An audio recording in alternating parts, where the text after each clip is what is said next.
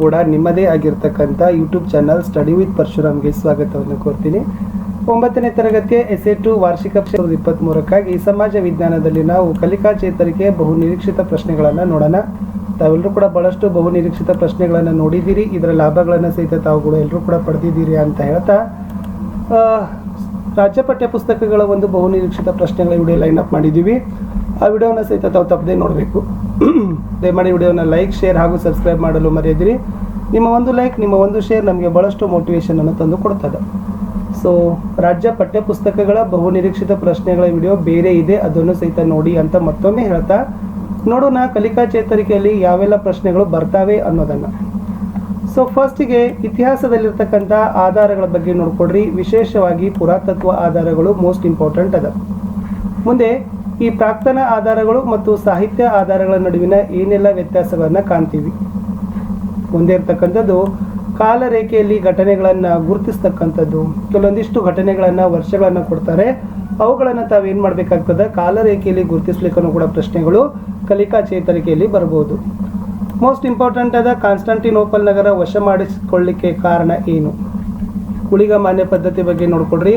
ಅದರಲ್ಲಿ ವಿಶೇಷವಾಗಿ ಉಳಿಗಮಾನ್ಯ ಪದ್ಧತಿ ಪ್ರಬಲವಾಗಲು ಏನೆಲ್ಲ ಕಾರಣವಾಗಿರ್ತಕ್ಕಂಥ ಅಂಶಗಳು ಇದಾವೆ. ಯುರೋಪ್ನ ಪುನರುಜ್ಜೀವನ ಮೋಸ್ಟ್ ಇಂಪಾರ್ಟೆಂಟ್ ಅದ. ಇಲ್ಲಿ ವಿಶೇಷವಾಗಿ ಭೌಗೋಳಿಕ ಅನ್ವೇಷಣೆಗಳಾಗ್ತಾವ. ಈ ಭೌಗೋಳಿಕ ಅನ್ವೇಷಣೆ ಆಗಲಿಕ್ಕೆ ಏನೆಲ್ಲ ಕಾರಣವಾಗಿರ್ತಕ್ಕಂಥ ಅಂಶಗಳು ಇದಾವೆ. ಇಲ್ಲಿ ಅಂಧಕಾರದ ಯುರೋಪ್ ಮತ್ತು ಆಧುನಿಕ ಯುರೋಪ್ ಅಂತ ಬರ್ತದ. ಈ ಅಂಧಕಾರ ಯುರೋಪ್ ಮತ್ತು ಆಧುನಿಕ ಯುರೋಪ್ ನಡುವೆ ಏನೆಲ್ಲ ವ್ಯತ್ಯಾಸಗಳು ಇತ್ತು. ಇಲ್ಲಿ ಸಮುದ್ರ ಮಾರ್ಗ ಅನ್ವೇಷಣೆಗೆ ಕಾರಣವಾಗಿರ್ತಕ್ಕಂಥ ಅಂಶಗಳು ಏನು? ಜಲಮಾರ್ಗವನ್ನು ಕಂಡುಹಿಡಲಿಕ್ಕೆ ಯಾವೆಲ್ಲ ಉಪಕರಣಗಳನ್ನು ಬಳಸಿದ್ರು? ಪ್ರಾಂತ್ಯ, ಇದರ ಅರ್ಥ, ವಸಾಹತುಶಾಹಿತ್ವದ ಬೆಳವಣಿಗೆ ಹಂತಗಳು ಮೋಸ್ಟ್ ಇಂಪಾರ್ಟೆಂಟ್ ಅದ. ಕೈಗಾರಿಕಾ ಕ್ರಾಂತಿಯ ಕಾರಣಗಳು ಮತ್ತು ಕೈಗಾರಿಕಾ ಕ್ರಾಂತಿಯ ಪರಿಣಾಮಗಳು ಇಲ್ಲಿದೆ. ಸೊ ಮೋಸ್ಟ್ ಇಂಪಾರ್ಟೆಂಟ್, ಯಾಕಂದ್ರೆ ಇಲ್ಲಿಂದ ನಾವು ಕೊಟ್ಟಿರ್ತಕ್ಕಂಥ ಕ್ವಶನ್ಸ್ಗಳಲ್ಲಿ ಖಂಡಿತವಾಗಿ ನಿಮಗೆ ಪ್ರಶ್ನೆಗಳು ಏನಾಗ್ತವೆ ವಿದ್ಯಾರ್ಥಿಗಳೇ, ನಿಮ್ಮ ಪರೀಕ್ಷೆಯಲ್ಲಿ ಬಂದೇ ಬರ್ತವೆ. ಬಟ್ ನೀವು ಈ ವಿಷಯಾಂಶಗಳನ್ನು, ಈ ಕಲಿಕಾಂಶಗಳನ್ನು ಹೆಚ್ಚು ನೀವೇನು ಮಾಡಬೇಕಾಗ್ತದಪ್ಪ ಅಂದ್ರೆ ಓದ್ಕೊಂಡು ಹೋಗಬೇಕಾಗ್ತದೆ. ಇದಕ್ಕೆ ಚೆನ್ನಾಗಿ ಓದಿ ಅರ್ಥೈಸಿಕೊಂಡಿದ್ದೆ ಆದರೆ ನೀವು ಬರೀತಕ್ಕಂಥ ಸಮಾಜ ವಿಜ್ಞಾನದ ಕಲಿಕಾ ಚೇತರಿಕೆ ಪ್ರಶ್ನೆಗಳು ಬಹಳಷ್ಟು ಸರಳ ಅನ್ನಿಸ್ತಾವ. ಇಲ್ಲಿಂದನೇ ಮೇನ್ ಆಗಿರ್ತಕ್ಕಂಥ ಕ್ವಶನ್ಸ್ಗಳು 2, 3 ಮತ್ತು 4 ಅಂಕಕ್ಕೆ ನಿಮ್ಮ ಪರೀಕ್ಷೆ ಪ್ರಶ್ನೆ ಪತ್ರಿಕೆಗಳಲ್ಲಿ ಈ ಕ್ವಶನ್ಸ್ಗಳನ್ನು ನೋಡ್ತೀರಿ. ಇನ್ನು ಭಾರತ ಮೂಲದ 5 ಬಹುರಾಷ್ಟ್ರೀಯ ಕಂಪನಿಗಳನ್ನು ತಾವೇನು ಮಾಡಬೇಕಾಗ್ತದೆ, ನೆನಪಿನಲ್ಲಿನೂ ಸಹಿತ ಇಟ್ಕೊಳ್ಬೇಕು.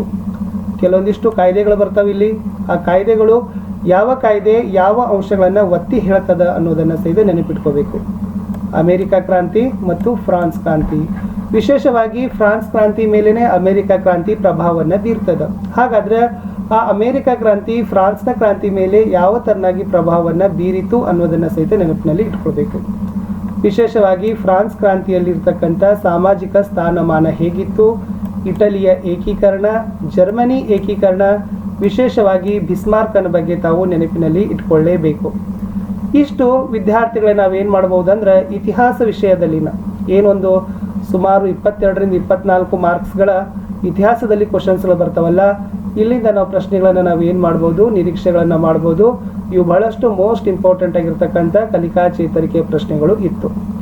ಇನ್ನು ರಾಜ್ಯಶಾಸ್ತ್ರಕ್ಕೆ ಹೋಗೋಣ ವಿದ್ಯಾರ್ಥಿಗಳೇ. ಪೊಲಿಟಿಕಲ್ ಸೈನ್ಸ್ನಲ್ಲಿ ವಿಶೇಷವಾಗಿ ಸಂವಿಧಾನದ ಅರ್ಥ ಮತ್ತು ಮೂಲಭೂತ ಪರಿಕಲ್ಪನೆ, ಅಂದರೆ ಸಂವಿಧಾನದ ರಚನಾ ಸಮಿತಿ ಅಧ್ಯಕ್ಷರು, ಕರಡು ಸಮಿತಿ ಅಧ್ಯಕ್ಷರು, ಸಂವಿಧಾನ ಜಾರಿಗೆ ಬಂದ ವರ್ಷ, ಸಂವಿಧಾನ ರಚನಾ ಸಭೆಗಳು, ಓಕೆ, ಸಂವಿಧಾನದಲ್ಲಿರ್ತಕ್ಕಂಥ ಪ್ರಸ್ತಾವನೆ, ಪೀಠಿಕೆ, ಅದರ ಅನುಚ್ಛೇದ, ವಿಧಿಗಳು, ಅವುಗಳ ಬಗ್ಗೆ ನೋಡ್ಕೊಂಡು ಹೋಗಿ ಅಲ್ಲಿಂದ 1 ಅಂಕದ ಕ್ವಶನ್ಸ್ಗಳು ಖಂಡಿತವಾಗಿ ಬರ್ತದೆ. ಮುಂದೆ ಇಲ್ಲಿ ಸಂವಿಧಾನದ ಲಕ್ಷಣಗಳನ್ನು ಬಹಳ ಇಂಪಾರ್ಟೆಂಟ್ ಅದ, ಪ್ರತಿ ಸರನು ಕೇಳ್ತಾರ. ಸಂವಿಧಾನದ ಹಕ್ಕುಗಳು ಮತ್ತು ಸಂವಿಧಾನದಲ್ಲಿರ್ತಕ್ಕಂಥ ಮೂಲಭೂತ ಹಕ್ಕುಗಳು ಮತ್ತು ಮೂಲಭೂತ ಕರ್ತವ್ಯಗಳು, ಇವು ಮೋಸ್ಟ್ ಇಂಪಾರ್ಟೆಂಟ್ ಇದಾವೆ. ಫೌಂಡಮೆಂಟಲ್ ರೈಟ್ಸ್ ಮತ್ತು ಫೌಂಡಮೆಂಟಲ್ ಡ್ಯೂಟೀಸ್ ಅಂತಾರೆ, ಅದನ್ನು ಬಹಳ ಕೇಳ್ತಾರೆ. ಇನ್ನು ಇಲ್ಲಿದೆ ನೋಡಿ, ಲೋಕಸಭೆ ಮತ್ತು ರಾಜ್ಯಸಭೆ ರಚನೆ ಹೇಗಾಗಿದೆ, ಅಂದರೆ ಅಲ್ಲಿ ಎಷ್ಟು ಜನ ಸದಸ್ಯರು ಇರ್ತಾರೆ, ಹೇಗೆ ನಾಮಕರಣಗೊಂಡಿದ್ದಾರೆ, ಓಕೆ, ಯಾವ್ಯಾವ ಕ್ಷೇತ್ರದಲ್ಲಿ ಇರ್ತಾರೆ, ಎಷ್ಟು ಜನ ಚುನಾಯಿತ ಪ್ರತಿನಿಧಿಗಳಿರ್ತಾರೆ, ಎಷ್ಟು ಜನ ನಾಮನಿರ್ದೇಶಿತ ಪ್ರತಿನಿಧಿಗಳಿರ್ತಾರೆ. ಮುಂದೆ ಲೋಕಸಭಾ ಸದಸ್ಯರಾಗಬೇಕಾದ್ರೆ ಯಾವ ಅರ್ಹತೆಗಳಿರಬೇಕು, ರಾಜ್ಯಸಭಾ ಸದಸ್ಯರಾಗಬೇಕಾದ್ರೆ ಯಾವ ಅರ್ಹತೆಗಳಿರಬೇಕು ಅನ್ನೋದು ಸಹಿತ ಮೋಸ್ಟ್ ಇಂಪಾರ್ಟೆಂಟ್ ಅದ. ತಾವುಗಳು ನೆನಪಿನಲ್ಲಿ ಇಟ್ಕೊಳ್ಳೇಬೇಕು. ಇಲ್ಲಿಂದನೂ ಕೂಡ ತಮ್ಗೆ ಏನಾಗ್ತದಪ್ಪ ಅಂದ್ರೆ ಈ ಸಂಸದೀಯ ಸರ್ಕಾರ ಪದ್ಧತಿ ಅಂತ ಕರೀತಾರ. ಈ ಸಂಸದೀಯ ಸರ್ಕಾರದ ಪದ್ಧತಿಯಲ್ಲಿ ಈ ಅಂಶಗಳನ್ನು ತಾವು ನೆನಪಿನಲ್ಲಿ ಇಟ್ಕೊಳ್ಳೇಬೇಕಾಗ್ತದ ಅಂತಕ್ಕಂಥದ್ದು. ಇನ್ನು ಮುಂದೆ ವಿದ್ಯಾರ್ಥಿಗಳೇ, ಸುಪ್ರೀಂ ಕೋರ್ಟ್ ಮತ್ತು ಹೈಕೋರ್ಟ್ ನ್ಯಾಯಾಧೀಶರ ಅರ್ಹತೆಗಳು ಏನಿದಾವ? ಇಲ್ಲಿ ಉಚ್ಚ ನ್ಯಾಯಾಲಯ ಮತ್ತು ಸರ್ವೋಚ್ಚ ನ್ಯಾಯಾಲಯದಲ್ಲಿರ್ತಕ್ಕಂಥ ನ್ಯಾಯಾಧೀಶರಾಗಬೇಕಾದ್ರೆ ಯಾವ ಅರ್ಹತೆಗಳನ್ನು ಹೊಂದಿರಬೇಕಾಗ್ತದೆ? ವಿಶೇಷವಾಗಿ ಪೌರತ್ವ, ಸಿಟಿಜನ್ಶಿಪ್ ಅಂತೀವಿ, ಅದನ್ನು ಪಡೆದುಕೊಳ್ತಕ್ಕಂಥ ವಿಧಾನಗಳು, ಆಮೇಲೆ ಆ ಪೌರತ್ವ ಸಿಟಿಜನ್ಶಿಪ್ಪನ್ನು ಕಳೆದುಕೊಳ್ತಕ್ಕಂಥ ಪದ್ಧತಿಗಳು ಯಾವ್ಯಾವ ಇದಾವೆ.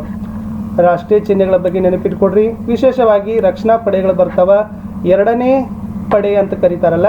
ಸೊ NCC, ರೆಡ್ ಕ್ರಾಸ್ ಆಗಿರ್ಬೋದು, CRPF, BSF ಇವುಗಳ ಬಗ್ಗೆನೂ ಕೂಡ ನೆನಪಿಟ್ಕೊಡ್ರಿ. ಅಲ್ಲಿ NCC ಮತ್ತು ರೆಡ್ ಕ್ರಾಸ್ಗಳ ಕಾರ್ಯವಿಧಾನದ ಬಗ್ಗೆ ತಾವು ಮೋಸ್ಟಾಗಿ ನೆನಪಿನಲ್ಲಿ ಇಟ್ಕೊಳ್ಬೇಕು.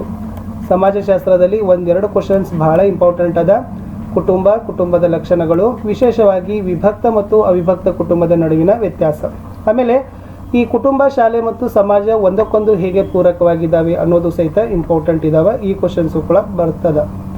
ಇನ್ನು ಭೂಗೋಳದಲ್ಲಿ ನೋಡಬೇಕಾದ್ರೆ ಇಲ್ಲಿ ಪ್ರಧಾನ ಅಕ್ಷಾಂಶ ಮತ್ತು ರೇಖಾಂಶಗಳ ಬಗ್ಗೆ ಬಹಳ ಕ್ವಶನ್ಸ್ಗಳು ಬರ್ತಾವೆ. ಅದು 1 ಮಾರ್ಕಿಗೂ ಬರ್ತದೆ, 2-3 ಮಾರ್ಕಿಗೂ ಬರ್ತಾವೆ. ಅಕ್ಷಾಂಶ ಮತ್ತು ರೇಖಾಂಶಗಳನ್ನ ಸ್ವಲ್ಪ ಚೆನ್ನಾಗಿ ನೋಡ್ಕೊಡ್ರಿ. ಮುಂದೆ ನಿಮ್ಮೂರಿನಲ್ಲಿರ್ತಕ್ಕಂಥ ಪ್ರಾಕೃತಿಕ ವಿಭಾಗ ಅಥವಾ ಭೂ ಸಂಪನ್ಮೂಲಗಳು, ನಿಮ್ಮೂರಿನ ವೈಶಿಷ್ಟ್ಯತೆಗಳು, ಇಲ್ಲಿ ಹೆಜ್ಜೆ ಗುರುತನ್ನು ಕಡಿಮೆ ಮಾಡಲಿಕ್ಕೆ ಯಾವೆಲ್ಲ ಕ್ರಮಗಳನ್ನು ಅನುಸರಿಸಬೇಕು, ಕರ್ನಾಟಕದ ಪ್ರಾಕೃತಿಕ ವಿಭಾಗಗಳು ಮೋಸ್ಟ್ ಇಂಪಾರ್ಟೆಂಟ್, ಕರ್ನಾಟಕದಲ್ಲಿರ್ತಕ್ಕಂಥ ಹವಾಮಾನ ಮೋಸ್ಟ್ ಇಂಪಾರ್ಟೆಂಟ್, ಕೃಷ್ಣ ಮತ್ತು ಕಾವೇರಿ ನದಿಗಳು ಪೂರ್ವಾಭಿಮುಖವಾಗಿ ಹರಿಯಲು ಏನು ಕಾರಣ, ಅಂತರ್ಜಲ ಹೆಚ್ಚಳ ಮಾಡಬೇಕಾದ್ರೆ ನಾವೇನೆಲ್ಲ ಕ್ರಮ ಮಾಡಬೇಕು, ಪ್ರವಾಹಗಳು ಹೇಗೆ ಉಂಟಾಗ್ತವೆ, ಮಣ್ಣು ಫಲವತ್ತತೆ ಕಳೆದುಕೊಳ್ತಕ್ಕಂಥ ಸಂದರ್ಭಗಳು ಯಾವಿದಾವೆ ಅನ್ನೋದು ಸಹಿತ ಮೋಸ್ಟ್ ಇಂಪಾರ್ಟೆಂಟ್ ಭೂಗೋಳದಲ್ಲಿ ಇದೆ.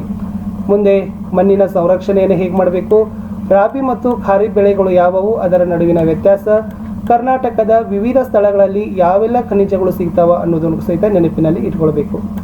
ಲಾಸ್ಟ್ ವಿಭಾಗ ಬಂತು ಅರ್ಥಶಾಸ್ತ್ರದಲ್ಲಿ ಪ್ರಾಥಮಿಕ ವಲಯ, ದ್ವಿತೀಯ ವಲಯ ಮತ್ತು ತೃತೀಯ ವಲಯ ಅಂದರೆ ಏನು, ಅದರಲ್ಲಿ ಯಾವೆಲ್ಲ ಕೈಗಾರಿಕೆಗಳು, ಚಟುವಟಿಕೆಗಳು ಬರ್ತಾವ. ಇಲ್ಲಿ ಸಗಟು ವ್ಯಾಪಾರ, ಚಿಲ್ಲರೆ ವ್ಯಾಪಾರ, ವಿದೇಶಿ ವ್ಯಾಪಾರ ಬರ್ತದ, ಆಮದು ರಫ್ತು ಮತ್ತು ಪುನರಫ್ತುಗಳು ಅಂತ ಬರ್ತಾವ. ಅವುಗಳ ಬಗ್ಗೆನೂ ಕೂಡ ಕ್ವಶನ್ಸ್ಗಳು ಬರ್ತಾವ. ಸೊ ನಾನು ನಿಮಗೆ ಬಹಳಷ್ಟು ಕಲಿಕಾ ಚೇತರಿಕೆಯಲ್ಲಿ ನಿಮಗೆ ಯೂಸ್ ಆಗ್ತಕ್ಕಂಥ ಕ್ವಶನ್ಸ್ಗಳನ್ನು ನಾನು ನಿಮಗೆ ಶೇರ್ ಮಾಡಿದ್ದೀನಿ. ಸೊ ಉತ್ತರಗಳನ್ನು ಖಂಡಿತವಾಗಿ ತಾವುಗಳು ನೋಡಬೇಕಾದ್ರೆ 9ನೇ ತರಗತಿಯ ಸಮಾಜ ವಿಜ್ಞಾನ ಕಲಿಕಾ ಹಾಳೆಗಳ ಉತ್ತರ ಅಂತ ಪ್ಲೇಲಿಸ್ಟ್ ಲಿಂಕ್ ಅದ, ಅದನ್ನು ಒತ್ತಿ ನೋಡ್ಬೋದು. ಸೊ ದಯಮಾಡಿ ವಿಡಿಯೋಗಳನ್ನು ಲೈಕ್, ಶೇರ್ ಹಾಗೂ ಸಬ್ಸ್ಕ್ರೈಬ್ ಮಾಡಲು ಮರೆಯಬಾರದು.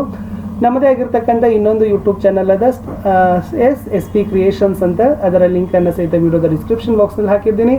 ಅದಕ್ಕೂ ಕೂಡ ತಾವುಗಳು ಸಬ್ಸ್ಕ್ರಿಪ್ಷನನ್ನು ಮಾಡಬೇಕು ಅಂತ ಹೇಳ್ತಾ, ವಿಶೇಷವಾಗಿ ಮತ್ತೊಮ್ಮೆ ನಿಮಗೆ ವಿಡಿಯೋಗಳನ್ನು ವೀಕ್ಷಿಸಿದ್ದಕ್ಕಾಗಿ ಧನ್ಯವಾದಗಳನ್ನು ಹೇಳ್ತಾ, ಸೊ ಮತ್ತೆ ನಾನು ಸಿಗ್ತೀನಿ.